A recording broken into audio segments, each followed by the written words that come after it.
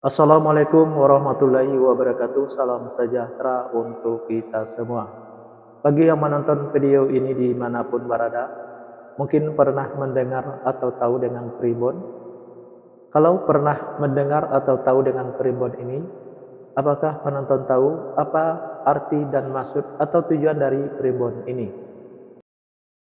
Arti dan maksud atau tujuan dari primbon ini adalah memberitahu bagaimana permasalahan yang ada di pasangan suami istri. Salah satu di antaranya saya akan memberitahu bagaimana cara menghadapi atau mengatasi permasalahan yang ada di pasangan suami istri kalau nama awal suaminya N dan kalau nama awal istrinya Y.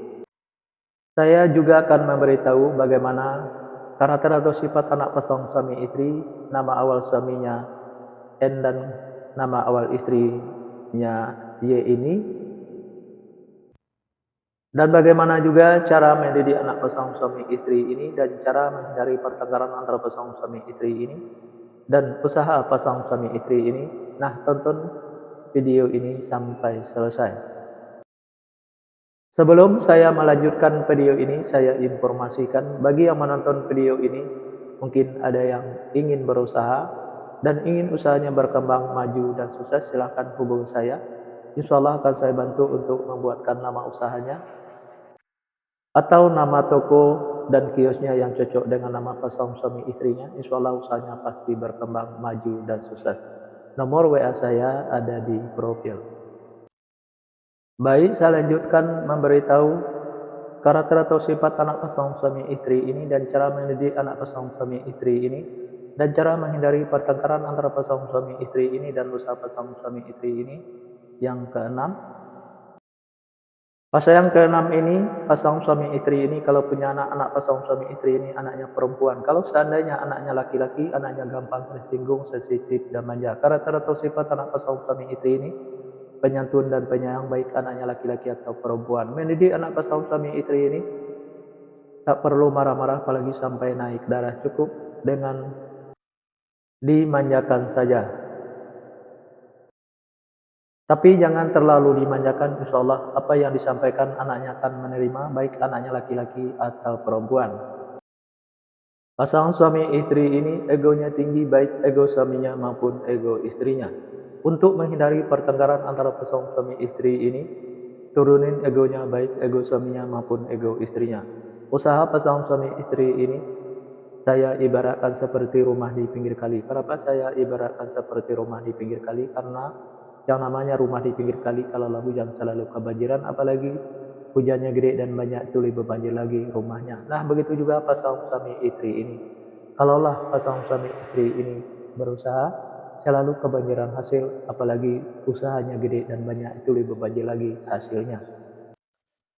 Fase yang ketujuh, pasangan suami istri ini kalau punya anak pasangan suami istri ini anaknya perempuan. Kalau seandainya anaknya laki-laki, anaknya gampang tersinggung, sensitif, dan manja. Karakter atau sifat anak pasangan suami istri ini penyantun dan penyayang, baik anaknya laki-laki atau perempuan. Mendidik anak pasangan suami istri ini tak perlu marah-marah apalagi sampai naik darah. Cukup dengan dimanjakan saja, tapi jangan terlalu dimanjakan. Insya Allah apa yang disampaikan anaknya akan menerima, baik anaknya laki-laki atau perempuan. Pasangan suami istri ini saja sekata saling menuruti, saling ikutin, saling setia, saling percaya. Usaha pasangan suami istri ini biasa-biasa saja, tidak ada kelonjakan. Fase yang ke-8, pasangan suami istri ini kalau punya anak pasangan suami istri ini anaknya perempuan. Kalau seandainya anaknya laki-laki, anaknya gampang tersinggung, sensitif, dan manja. Karakter atau sifat anak pasangan suami istri ini penyantun dan penyayang, baik anaknya laki-laki atau perempuan. Mendidik anak pasangan suami istri ini tak perlu marah-marah apalagi sampai naik darah. Cukup dengan dimanjakan saja, tapi jangan terlalu dimanjakan. Insya Allah apa yang disampaikan anaknya akan menerima, baik anaknya laki-laki atau perempuan. Pasangan suami istri ini egonya tinggi, baik ego suaminya maupun ego istrinya. Untuk menghindari pertengkaran antara pasangan suami istri ini, turunin egonya, baik ego suaminya maupun ego istrinya. Usaha pasangan suami istri ini saya ibaratkan seperti rumah di pinggir kali. Kenapa saya ibaratkan seperti rumah di pinggir kali? Karena yang namanya rumah di pinggir kali kalau hujan selalu kebanjiran, apalagi hujannya gede dan banyak tuli bebaja lagi rumahnya. Nah, begitu juga pasangan suami istri ini.